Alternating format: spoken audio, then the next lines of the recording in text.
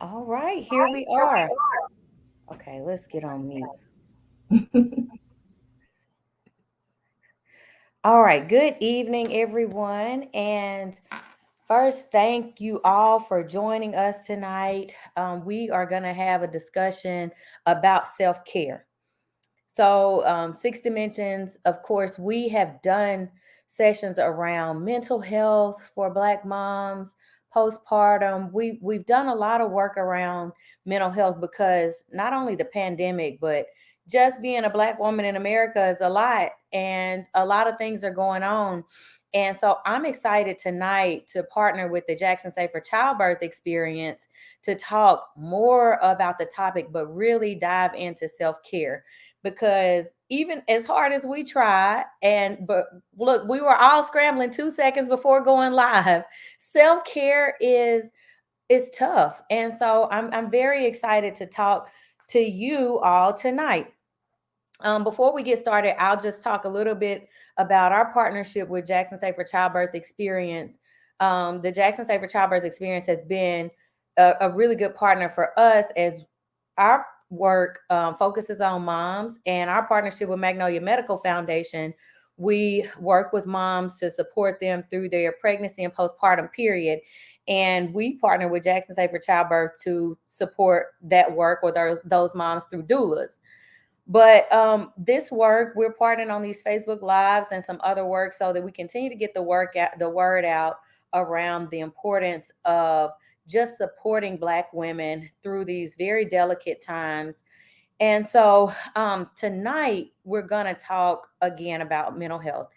And this month, May is Mental Health Awareness Month. And so I'll just talk just briefly and give a little overview of this Mental Health Awareness Month. So, according to the National Alliance on Mental Health, each year, millions of Americans face the reality of living with a mental illness, and we know that all too well. During May, the National Alliance on Mental Health joins the national movement to raise awareness about mental health.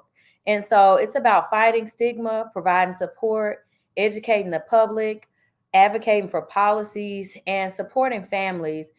So this year's theme is together. And when I think about togetherness, I think about Black families, Black community. We do everything together. Is we are community. But now that we've been living through this pandemic, we're seeing in real time that loneliness and more the social environments really contribute to mental health.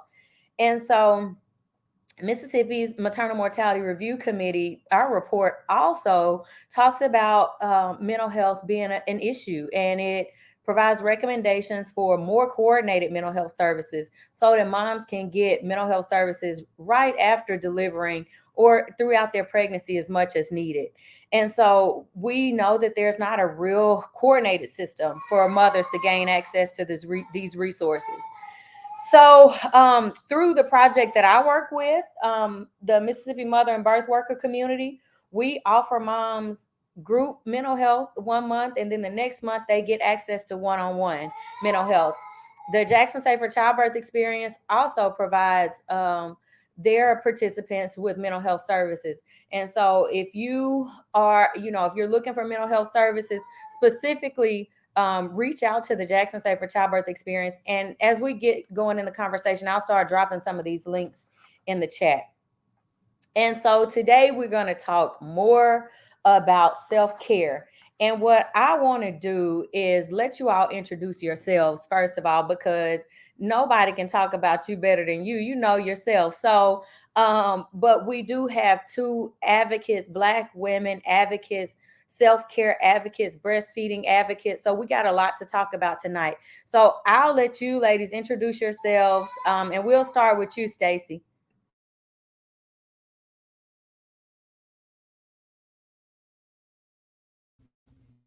Okay, here I am. Sorry about that. My name is Stacy Gay. I am a self care advocate.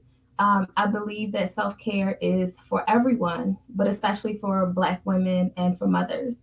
I have become a self care advocate after having my daughter. I have two kids, but after having my daughter, I thought that I needed to sacrifice all of who I was to be a great mother. I really had no clue and no direction of who I was as a woman once I became a mother.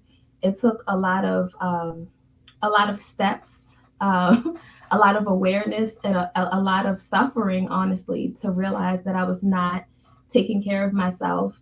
And as I reflected on my journey and looked at the women around me, my mother, my aunts, other people, and other women in the Black community, just how much we don't really make self care a priority. We don't make ourselves a priority, and sometimes we don't even really know how to properly define self care.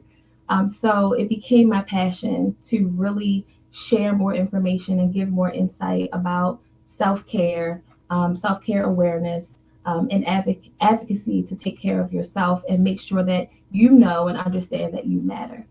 So that's who I am. I mean, I'm a wife, I'm a mom, but first I'm a woman, and so I try to stress that a lot. To people as they begin to understand that they matter and they need to make themselves a priority. So that's me in a nutshell. So, Stacy, you already said some stuff that I want to comment on, the Okay. sacrifice, but we will get back to it. And you also said, um, that you are a woman first. And well, I'll make this note really quickly. We were at an event a few months ago, and one of my husband's frat brothers said, "You're Creston's wife, aren't you?" I said, "My name is Nikitra." And so now he is like, okay, like he's like, I'm gonna leave her alone. But I say that jokingly, but it is, we have to really create those paths. And not that I'm proud to be his wife, but I'm also, who I am as well. And it is, we have to really push to make sure that people recognize it. Shanae, Hi everyone. Hi everyone. I am Shanae Marie. I am woman first. Thank you to my sis Stacy. Mother, maternal mental health, as well as breastfeeding advocate. I'm also an author. As of recently, I finally decided to step into public speaking and just try to take my advocacy as far as I can go. And I can kind of piggyback off of Stacey's story just a little bit. My journey with mental health has almost been a lifelong thing for me. I'm someone who has always suffered from depression. Even when I didn't know what it was, I just knew that I didn't think and feel like everyone else. I always knew that I was always an anxious person, but I couldn't put the words to those feelings. And I think that motherhood amplified certain things for me, and it was really hard for me to deal with what I was dealing with and show up fully as the best mom that I can be.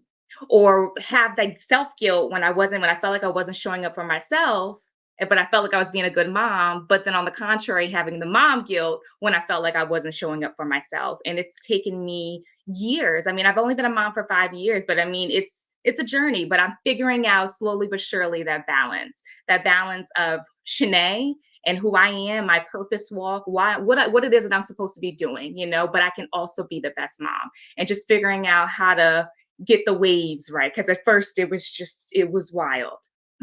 But I'm doing things one step at a time. That's the best way that I can. That's the best thing that I can do. And I know that there are so many other people who struggle with what it is I struggle with. Even if you take motherhood away, you just, as a Black woman, are struggling with what it is that I have my entire life, and figuring it out. And I wanted to be a voice for that. And I am such a person of representation matters.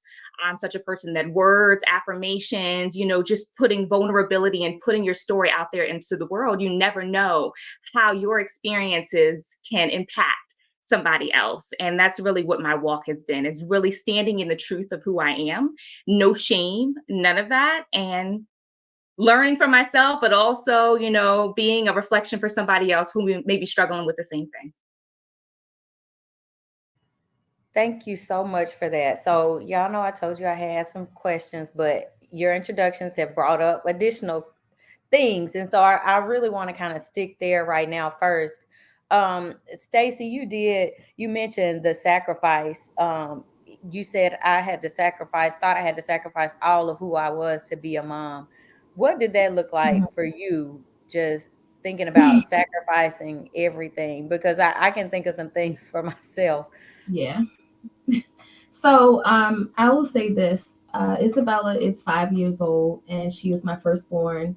When I had Isabella, it when I said sacrificing everything, I literally would go like 2 days at a time without brushing my teeth because I literally thought I had to be at her every like beck and call. She also was a baby that didn't sleep at all. So I didn't sleep either. I didn't sleep. I didn't shower. I didn't brush my teeth sometimes for like 2 days at a time. I literally thought that to be a good mom, it meant to feel this bad. Like everybody goes through it. And then there were moments I'd be like, oh, I'm so exhausted. I don't know what I'm going to do. I'm tired. She's crying. I also struggled with breastfeeding in the beginning. So that was the issue as well for me, and a guilt and a frustration. I thought I was going to have a natural childbirth. I had an emergency C-section. It was just like everything that I had planned or everything that I thought was going to happen was going in the opposite direction, as well as that ugly little comparison thing that we do. I was comparing myself and what I had to offer my daughter to what I saw around me or what I saw, in other people's lives. And my life was so different in almost every aspect. My life was so different. And so to make up for those things that I couldn't do, I was trying to do other things and really doing the most until, I actually, my mom was just like, are you okay? And I just stood there and she was like, have you showered? And I was like, quiet. Because I realized that I didn't know who I was. Like I literally had lost myself and was not taking proper care of myself because I was trying to take the best care of Isabella. I literally just stood there in shock and disbelief, and I cried. I'm not gonna lie, I literally just stood there and cried. And she gave me a hug. She took Isabella, and I went to take a shower. And that was probably the best I had felt since I had given birth because I was finally doing something for myself, you know. I had really lost who I was and forgot about Stacy and just became Isabella's mom. And I did that from the beginning. It took a few months for me to kind of come around to the fact that I matter and I need to take care of myself because if I don't, then I can't take care of her. Yeah. Yeah, and I think that that resonates, specifically with me as well. When you said the guilt and frustration, I'm a go-getter, and so becoming a mom and like having to take care of a little baby, even though, you have great support, you feel like it's your responsibility to make sure that every need of that baby is met. And I can remember like times when my firstborn was really small. I specifically remember one day my husband was like, "You don't want anybody to touch that baby." And I was like, "What? Yes, I do want you to." And then I kind of went out to the closet. I was like, I Mm-hmm. really, because I know what to do. So, that we just think that we have to do it all. And because we know the way we want it done. But then it wears us down. It wears us down so much. And then even with, for me on my business, trying to like get the business rolling, you get guilty because, it's very time consuming. You Mm-hmm. got a baby breastfeeding and you got a laptop up. Am I really paying enough attention to my baby? My child has an iPad right now, right now. So it's all those things that make us feel so guilty. Shanae, did you want to add to anything about that sacrifice and, sacrificing who you are? Absolutely. I mean, I can just pull, from each of you guys, but the main thing for me was I have always been a go-getter myself, and that was what I based, my almost my personality around was always going, and so when I had my daughter Leilani, it slowed me down and it shifted my focus. And so I it's really easy for me to go into a cycle of deterioration.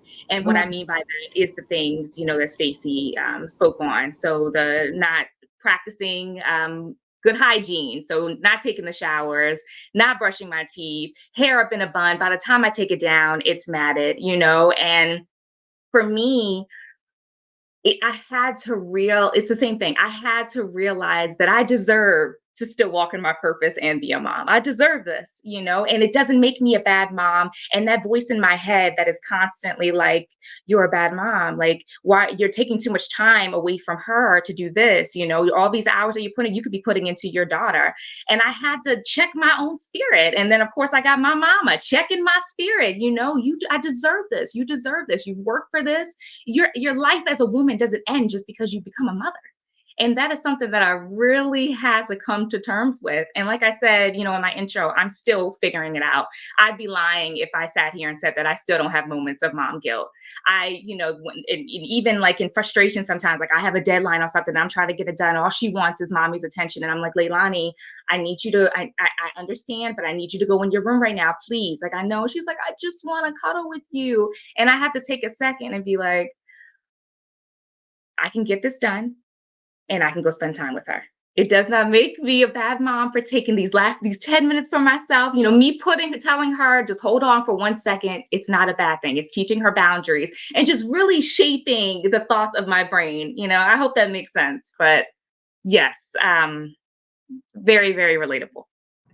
Yeah, and that piece of can you play with me? Like the little one came in here right before we got started and was like, "Can you play with me?" And I was like, "Baby, I know I told you mama had to work tonight."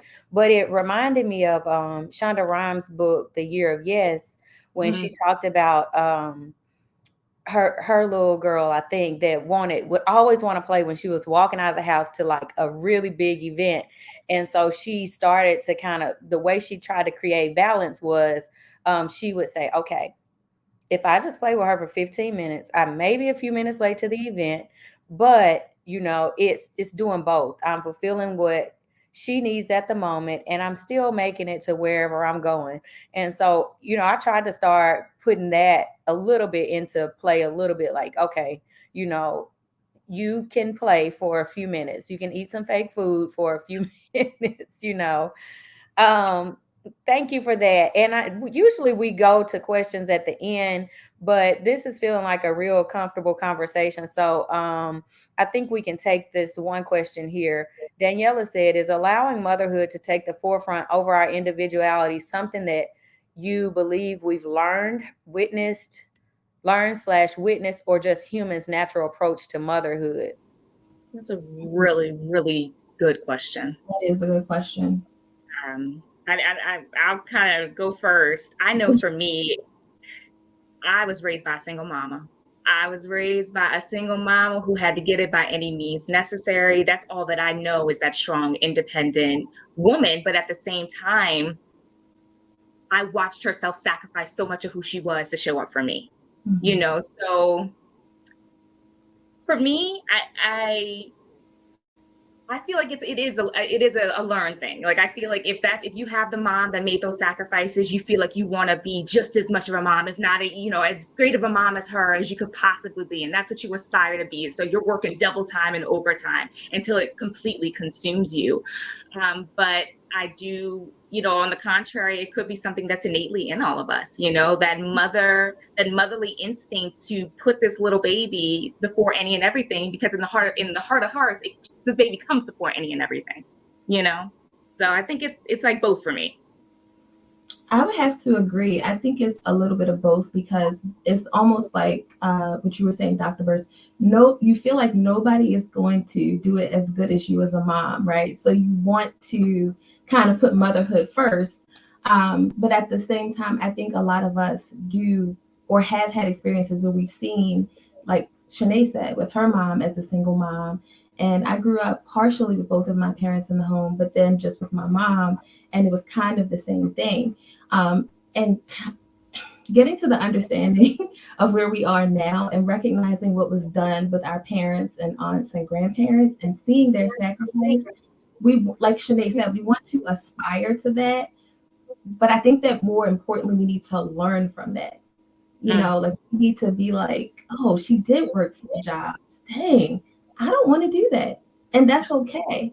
I don't want to sacrifice like she did. I want to be a great mother. I want to be a great businesswoman, but I have to find a better way, because at the end of the day, grandma was exhausted. Mommy was exhausted. Like, there has to be a better way than to be a good mom, but also pursue your goals. And, I feel like we all have choices, and if motherhood is your goal, like just to be not just, but to be a good mother is your goal, and you don't have a business you're running, or, whatever, like that's fine, but make your own choices. Don't base how you are as a mother, or as a woman on somebody else's story, because you have to have your own story. Yeah, you're getting a lot of that parts and exactly in the comments with that, Stacy. And so Kezzy followed up and said, I think social media plays, hold on, I lost that. Okay. I think social media plays a huge part in that. Also, there's so much pressure being put on us to be a strong Black woman that encompasses it all. The career woman, the super mom, the super wife is so much pressure. And there's a misconception that asking for help makes you look weak. Yeah, I'm like no strong Black woman anymore. Okay, y'all depend on us for everything. We gonna share that now. We know we're strong. We know what we can do. And it's damsel in distress, and I'm unapologetic about it. Okay. I don't know how to do it. Help me figure it out. Okay.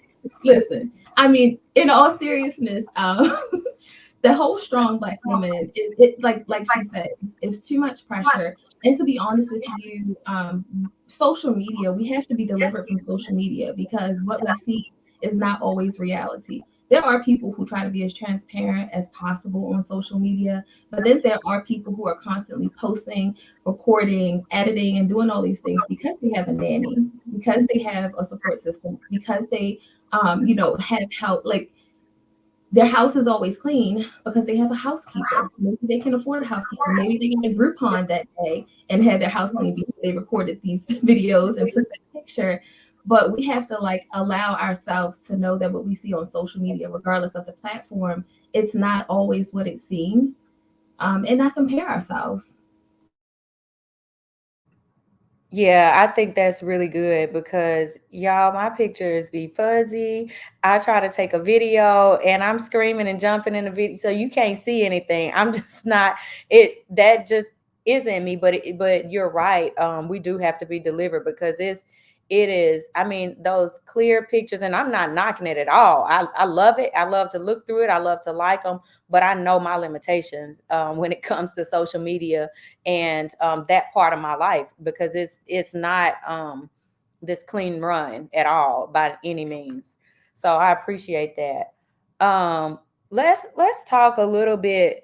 Stacy, when I read your bio, I was like, oh my goodness, this lady got a lot to talk about. So when you talk about being a self-care advocate, can you talk just a little bit more about your journey as much as you feel comfortable talking about and how it helped you to become an advocate for Black women?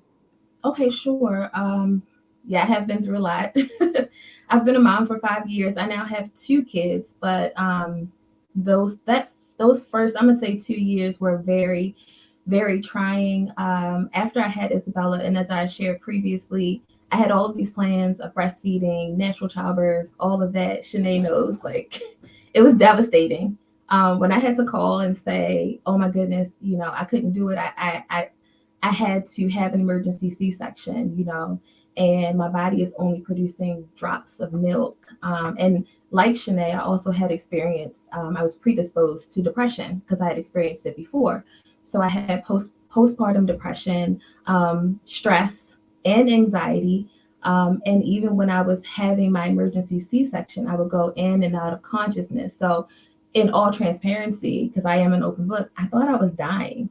And so after that experience, when Isabella was brought over to me, I had a hard time initially for like at least the first half hour, even connecting with her, because I was so traumatized. I was literally traumatized. And I was freezing. I mean, if you see pictures of me on social media, when I first get her, I'm covered from head to toe in blankets because I was freezing and miserable, really. And then once that passed and I was able to connect with her, that is when I started to kind of like, I went home and I was trying to unpack how I felt. And, sometimes people would say to me, "I'm so sorry you had to have a C-section," or, I kind of felt like my body had failed me in some ways. And so that all of those things that I just shared with you all, though that honestly was the catalyst to get me to where my mom approached me, right? Having all of those things happen. And then the moment with my mom, I realized that something had to change or I wasn't going to make it because I was so lost and I was so depressed. And at the same time, I would look at my baby like, oh my God, I have something to live for. But I just felt like I wanted to run away sometimes. I just felt like I don't even know what to do. I'm doing everything. Like I just was lost basically.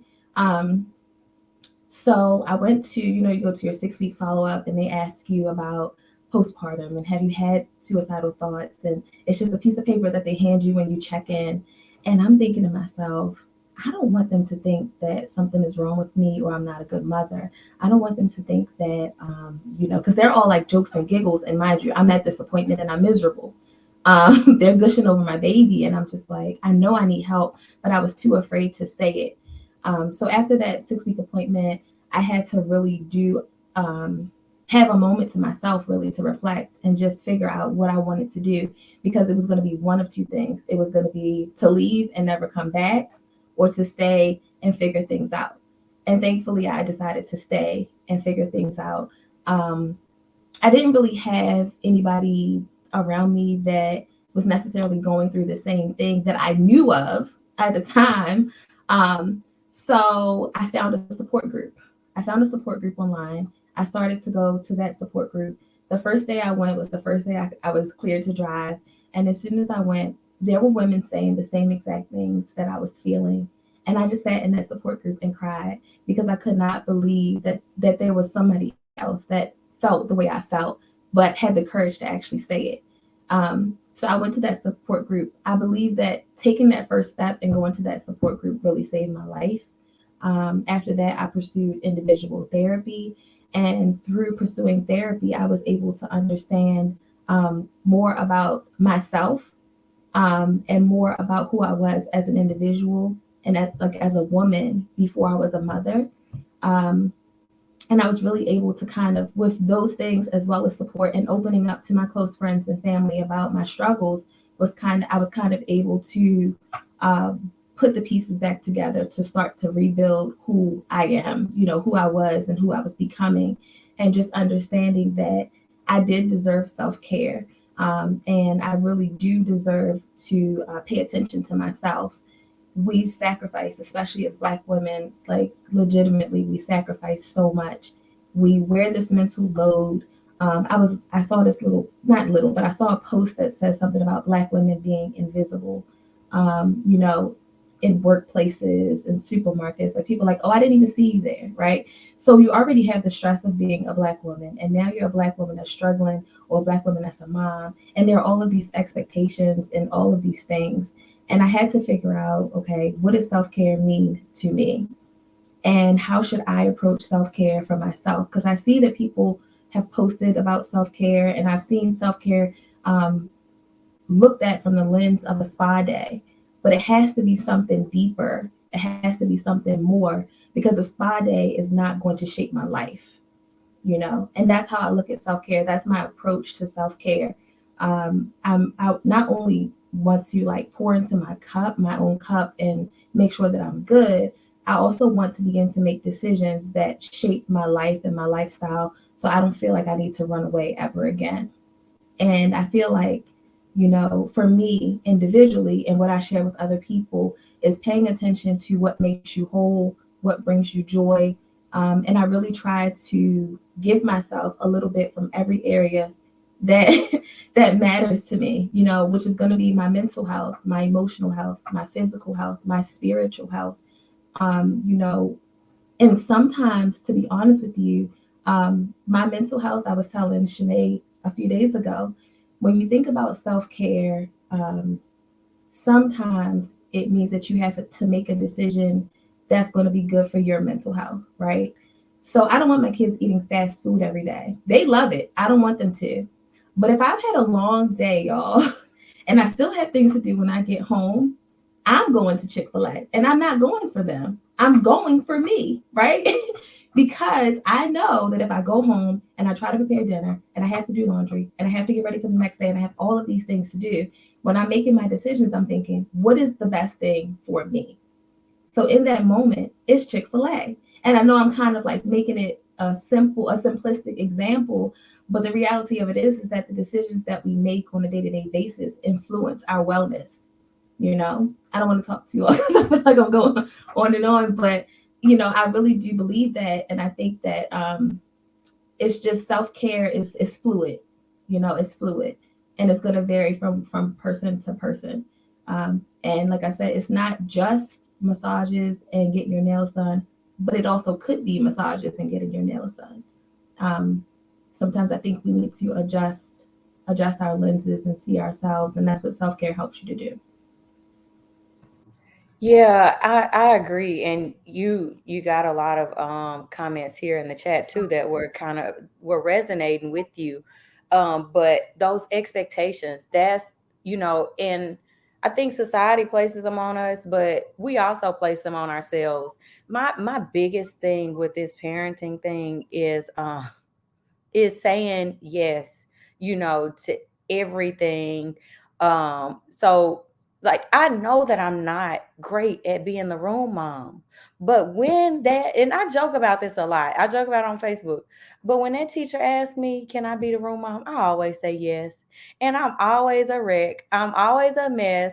I'm always up at the last minute trying to do things because I want to do it and I want to be great and I want to be a great mom, but I should know my limitations. And even when you talked about therapy too, and like I said in the beginning, we offer therapy to moms. Jackson Safer Childbirth Experience offers therapy. Um, Mommy does therapy, Nikita. There are a lot of people in this area that are able to, support moms on this journey. But I didn't really start going to therapy consistently until maybe 2 years ago, if that long ago. But when you said just like understanding who you are as a person, that is, and I got a Black woman therapist. Oh, yeah, she reads me my rights a lot. And so it helps me to really understand who I am and draw those boundaries, that have to be drawn. And it's still, it's a progress, it's a work in progress, but I'm glad that I have started to access it consistently. And I just hope that other women that, look like us will do the same thing. So thank you for sharing that. Shanae, so your bio references you as one of Baltimore's most committed breastfeeding and maternal mental health advocates. Tell us how this came about. And you can mesh breastfeeding and mental health in together however you want to do it. All right. So I'll just kind of tell try to tell the story without making this a 15-minute long thing. But we're going to go back to 2017. That is when I had my daughter. And my experience, is a little different. It's definitely different, even, to you, Stacey. And I know we were, sisters from the beginning, but it was one of those things where all of my deepest, darkest moments was like prior to my pregnancy and my experience postpartum. And what I mean by that is, I was suffering. I was in a very tumultuous, just crazy, toxic marriage. I was married for 6 years. When I was pregnant with my daughter, I actually decided to separate from my ex husband. And then when my daughter was in her first year, was when we were going through the divorce process. And so when I had my daughter, I was in such a dark place that she was like the beam of light and the energy that I needed. It's it's like hard to even put in words, and I'm trying not to like get emotional because every time I talk about this, I'm so proud of myself. But I can understand the postpartum process. And although that wasn't my experience, I was very much aware statistically how much women that look like me are higher prone to that. And so, as I've always been like, somebody that tries to like push the meter a little bit in my own ways, even as a child. My daughter's the same way. Lord help me. But my daughter is the same way. But so I started like posting little pictures. I would scroll through my timelines and I would look up little hashtag like normalized breastfeeding or Black women who breastfeed, things like that. And I'm like, these are coming from like the same accounts, like, if I even on the normalized breastfeeding, you gotta like scroll to get to a sister, and that bothered me because representation matters and we deserve to see ourselves depicted in real ways, such as that. And so I was like, well, you know what? It's going to be me. That's what we just going to have to do, Lay. And so Lay and I would be getting our picture on and I would just drop pictures, but I didn't want to just drop the pictures. I wanted to use that space to be very vulnerable with where I was at the time. And I say all this to get to, I want to say Leonie was probably like 10, Stacy, was she like 9, 10 months when that one picture went viral? I can't remember. I feel like she was at least 10 months. Okay. I know what you're talking about. I feel like she was at least 10 months. Okay, girl, everything's a blur. But so at 10 months, I dropped a picture, which is actually the cover of my Breastfeeding Mom as Adult coloring book.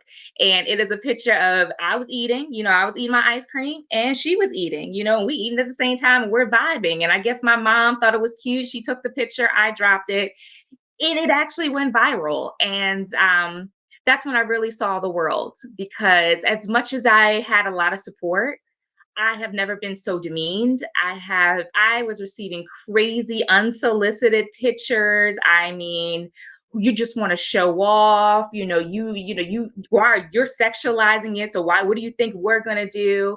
And I am the type of person that nobody gets to make me feel inferior without my consent.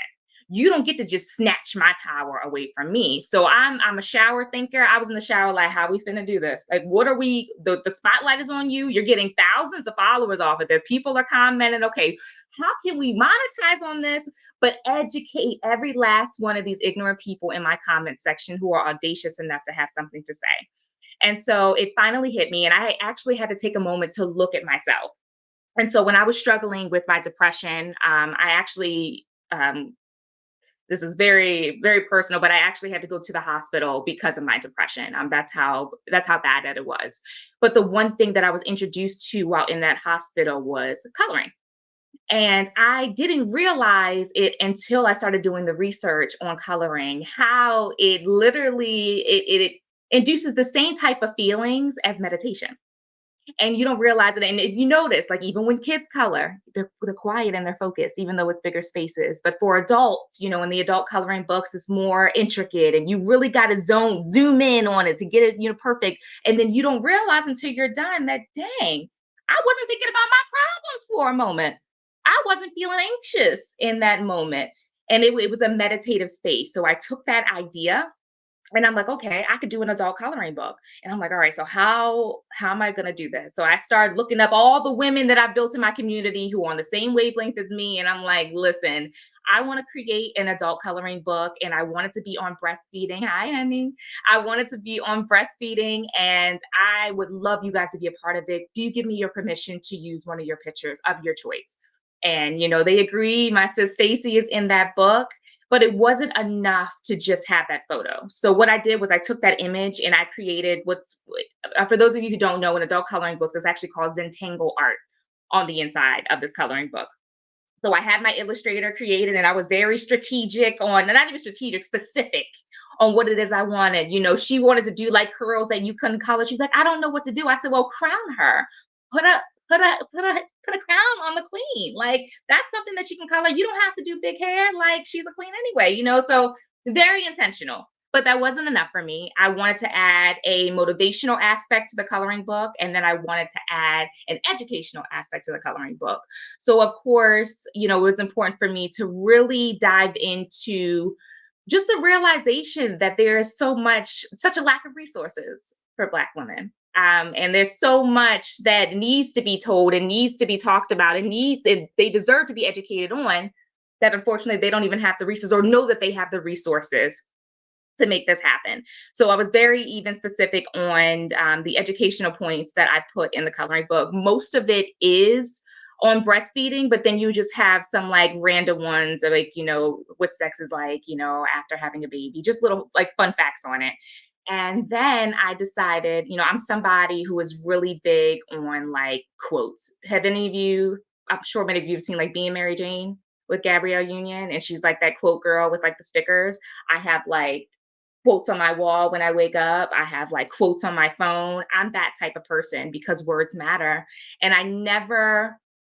I always look at other people like there has to be something in them that is something like me, even the smallest of things. And I know that like if I'm driving down a road and I see a billboard and I read it and it speaks to me, in that moment, whatever it is I'm going on, it checks my spirit in that moment. It sat with me for a reason. So I never wanted to minimize the power of words. So I decided to add an affirmation at the top of every single page. And I didn't want it to just say it. I wanted them to color it and feel it and read it.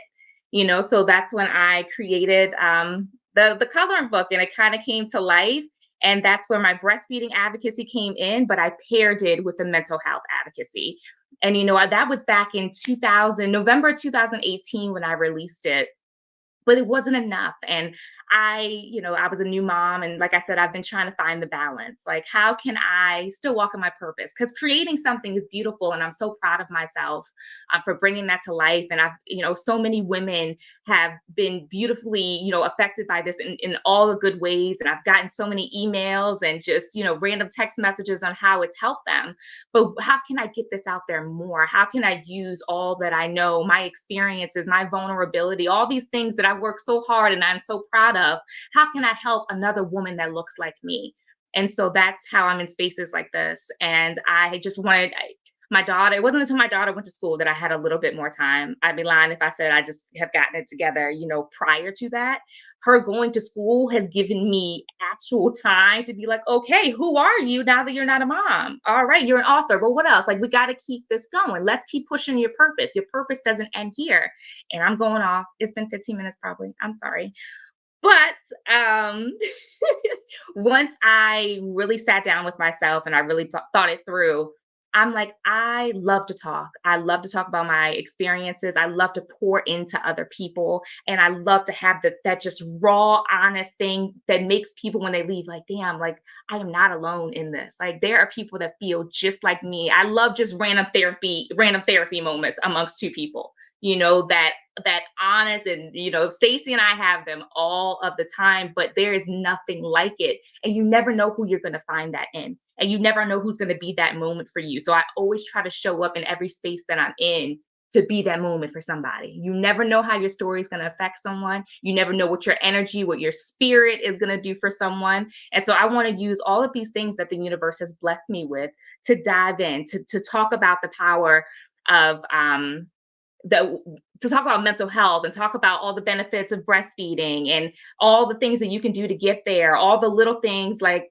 Stacy was saying, all the little choices that we're making every single day. It's everything is self-care. It is not yoga, meditation, and rainbows and butterflies. No, no, no, no, no. It is doing your work, but having those moments where you choose you in the littlest of ways. Like she said, I'm not about to cook, wash these dishes, do bedtime, do work on myself. No, you're going to go to Chick-fil-A and we're all going to be happy. And I'm not doing dishes. I'm not doing none of that. I'm talking a whole lot. So I'm going to stop there, but I hope that answers the question. No, you are good. It brought up so many things. During my mother, she always colors, so she does a lot of art and stuff. So she keeps at my house a coloring book, and crayons. And so, I one day, I think it was during the pandemic, I was like, I'm gonna start coloring too. So I went to the dollar store, bought me some coloring books, and then one of my best friends for Christmas that year, it was during, really the height of pandemic when we were really locked down. She sent all of us girlfriends like this little coloring book that she created with like these affirmations on it. And so I just enjoyed it. I colored, and it was all Black women in it. And, we colored, we would share our pictures that we color. And I have a whole collection of of color pencils down here. I mean, I got the shades of brown, I got the primary colors, I got markers, I have it all. And I have not done it in a while, but I'm excited to buy the book so that I can pick up something else to color. Before we get off, I want you to drop the link in the chat for everyone. just in case they do want to purchase. So I really appreciate you talking about that and being so transparent with your story, because it resonates with so many people. And I think someone said it earlier about, one of you said, talked about, our story, we need to put it out there. But, some of us just aren't ready. And so having, you affirm that and affirm what you've gone through is been really good. Thank you. So no, go ahead. Go ahead. I'm just going to say really quickly. So I did have a website, but I actually decided to keep building and add journals to my Amazon. So if you go to Amazon and you just type in Shanae Marie, you'll find my coloring book as well as some newly released keepsake journals. So I have shared keepsake journals, I have recipe journals, all types of journals, and it's basically just trying to create it, going off of the idea that creativity, the freeness of it, that's also self-care. And that's what I'm pushing for. So if just go to Amazon and type in Shanae Marie, and you'll find everything that you need to include the coloring book. I love it. I really love it. And I will be doing that tonight.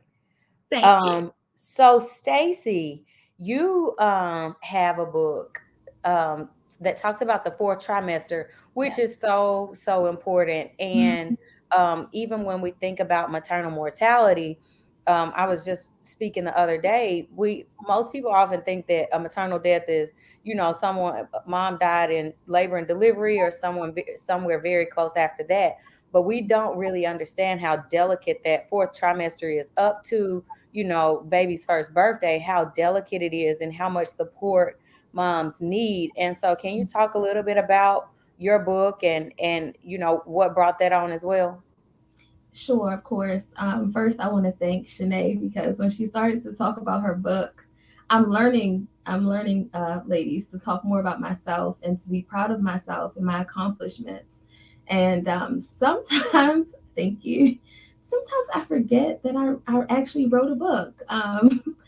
When my son was born. A good book. Oh, thank you. And she's read it, and she would tell me the truth. So yes, I wrote a book, and it's actually called Hello Fourth Trimester. I literally, like, going into my having my son is when I really discovered what the fourth trimester was, like prior to having him. But when I had Isabella, I really didn't have the experience or the knowledge or the research to understand that something was still going on with me after childbirth. And in our community, we don't often talk about the fourth trimester. We talk about our pregnancy and those 9 to 10 months, and then we have the baby, and then a lot of people say they have baby blues. But we don't talk about anything past that. So my book really focuses on moms and the fourth trimester and encouragement and affirmations, and sharing some of my experience just so other moms in the fourth trimester know that they're not alone. In my book, I share different snippets for every type of mom there is, because again, I was an emergency C-section mom. Shay, some of her story is in my book as a single mom and her experience in the fourth trimester. I have a portion in that section as well, from a mom who had twins. I have another portion for a friend of mine whose baby was in the NICU and the effects that had on her in the fourth trimester. So of course, everybody's situation is different, but one thing that we have in common is that after we give birth, things don't slow down for us. And like Dr. Bird said, that time is a very sensitive time, and we really have to pay attention to ourselves, even though it feels so hard during that fourth trimester, to pay attention to ourselves when we're trying to understand the needs of this newborn and how things are going to flow in our family now that the baby is here. So I have that book. It is a quick read. It's an ebook, and I made it a quick read because it's specifically for mothers. And we don't have a bunch of time, especially in the fourth trimester. So I've had moms that are pregnant purchase it. I've had moms that have had babies 10 years ago purchase it, and still really enjoyed it because they maybe have never discussed their fourth trimester experience with anyone, or maybe never have felt comfortable to share how they really felt or the things that they went through. And so this book tends to resonate with all moms. I did write it from the perspective of a Black mother. And I have had, my counterparts, my white counterparts, purchase my book and read it like, oh my God, like I know you wrote this for Black mothers, but honestly, a lot of it resonated with me too. And thank you so much. So yes, I do have that resource, and that is on my website. It's an ebook, and it is available if anyone would like to purchase it. It's definitely a good read. Yeah, thank you. Thank you. And if you want to drop your website in the chat, please do so we can go purchase that as well. Um, as we get ready to close out, because we talked about a lot tonight. I told y'all it was a conversation. It's gonna be a conversation. Um, there was a comment here. Rikara said, I get overwhelmed with where to start to find the balance. And that was one of the questions that I did want to talk about with you all. When we're thinking about self care, we've talked about how we sacrifice. There are these expectations, there's guilt and frustration. Where can we start with just trying to create some type of balance? And either or both of you can take it. However you want to start, it's fine. It starts with honesty, realizing that there's an imbalance in the first place. Because sometimes we don't even realize it until we take a step back or we look back in retrospect, and we really analyze what it is that we're going through right now. We really analyze why we're having the certain anxieties or the bouts of depression or whatever negative feelings that are coming about, and really being honest with yourself about you sitting in that, and that there's an issue here, and that there is actually a problem. You don't know until you know. And I think that you don't know till you know. But I think that once you are able to acknowledge that, then in the acknowledgement, you can start taking whatever steps you feel, even if it's just baby steps. Like, okay, like we said, making a little change in your decisions in day to day life, or hey, if it's serious, I need to go see a therapist. I need to sign myself up. I need to talk to someone. This is so much. This is above me and beyond me, and I need someone. I need help. I need this kind of help. So I think every woman in every situation is different. But for me, the first step is really acknowledging that this is happening, and taking that, you know what, and let's take it a step further. Something that I did when I finally realized that I needed to put a little bit more focus on Shanae is I wrote down my good qualities. I reminded myself of all the things that I am, that I have forgotten that I was, all the things that bring me joy that I forgot, or not even forgot, but the lens of depression was on me. And these things no longer brought me joy. And I let that voice take over. So, I don't know if that would work for any of you who are watching, but I definitely think it was definitely something that propelled me to want to take steps forward for myself, because I'm able to see all of my good qualities and remind myself of my good, and that I deserve to walk in this. And then I also was able to, hone in on all things good and push for my greater self. Okay, I'm gonna just add to what Shanae said. I think that a big part of finding the balance for me, and this, I don't know if this will help, but I hope it does, was just realizing that um, I'm not doing it all. I'm not. When I had my son, I said to myself, I'm going to look at my life, my responsibilities, and my tasks, and I'm going to reassign anything that I can. I think that we need to normalize that amongst Black women, and I've seen that kind of going around now. You may not have a bunch of money, right? You might not, but you do have a cousin that does hair. And if you have a child that has a lot of hair and it takes up all of your time and it stresses you out and they're not sitting still, pay somebody to do that baby's hair if you can. If you can't, I get it. Then we'll figure out something else. But reassign, reassign, reassign. It does not mean that there's a lack of responsibility on your end. It means that you're managing your life better, you know? So what my balance is, I feel the best balance when I don't have to do everything, because the truth is we already do too much. So so that is like, that was a major key for me, and like I said, even if you don't have a bunch of money and maybe you can't pay for your baby's hair to get done, then figure out in what other area can you reassign or say no to. If you know that Maybe you do laundry 5 days a week and you're like, I'm so tired of doing laundry. Stop doing laundry 5 days a week. Pick 2 days and make that your laundry day and commit to it. But make choices based on your situation to improve your wellness and to make sure that you're okay. And if it's something that is really tremendously stressing you out, then you have to start looking at other options and different routes. And, you know, like I told Shanae the other day, this is like a personal thing, but listen, this situation is stressing me out. And yes, I needed this person as a resource for this moment. And I still need this service, but I got to find it somewhere else because if it's stressing me out and I have the service and I'm paying for the service, but I'm still stressed, it's not good for me. What am I doing? You know, so there is a part to finding the balance and self-care, like she said, and being honest with yourself.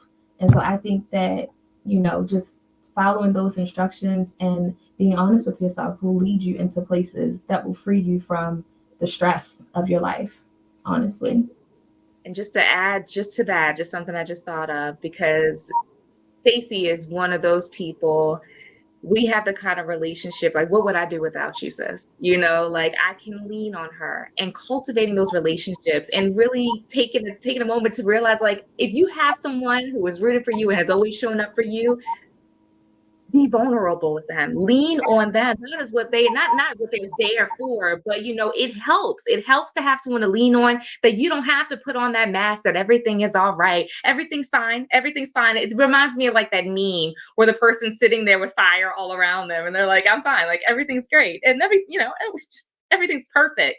No, life is not perfect. Nothing here is perfect. And I love that I have people in my life that I can keep it a stack, keep it 100 with. And not only is it an accountability factor, but it's such a release to get that off of you and to put it out there and hear somebody say, "You're not crazy, baby."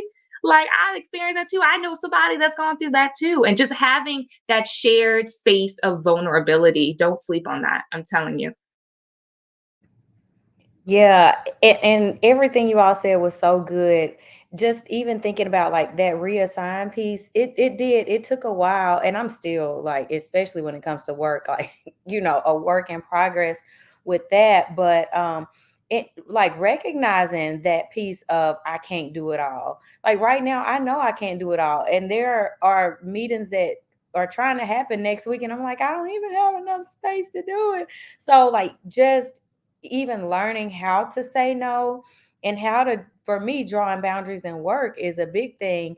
Like I gave myself a pat on the back the other week. A colleague, and she's also a friend, we were working on a project together, and she said, well, we can meet after hours, because I know you're going to be up late working anyway. And so I kind of took a step back. I was like, this is your chance, this is your chance. And I told her, and I don't know if she's watching, but I told her, I said, I don't work after hours anymore because of my kids. And so that's a no. And I don't work late at all anymore. Like I can't even do it if I wanted to. And so I just don't. And she was like, I'm proud of you. But just even saying that, like taking that moment and texting something back, like when you just hit send and take that deep breath and be like, okay, it's out there now. I said it. So I can't take it back. And just even that way of drawing a balance has been, really big for me. And definitely having that support system. Some of my friends, all of our, we don't know if we had a pregnancy pact or what, but everybody had babies around the same time. And so we all really lean on each other in those moments. So I appreciate you all for sharing this. Everything has really resonated with me. I'm supposed to be asking y'all questions. I'm sharing my stories too. So I really appreciate it. As we just wrap up, I think I just wanted to ask you all, um, what the just a final thought. I know we didn't talk about all the questions that we really had on the page, but I think we offered a lot of good information. So I just want you all to kind of leave one thing, um, with the viewers and those that'll listen later, just one thing that they can do tomorrow to advocate for themselves and to put themselves first when it comes to self-care.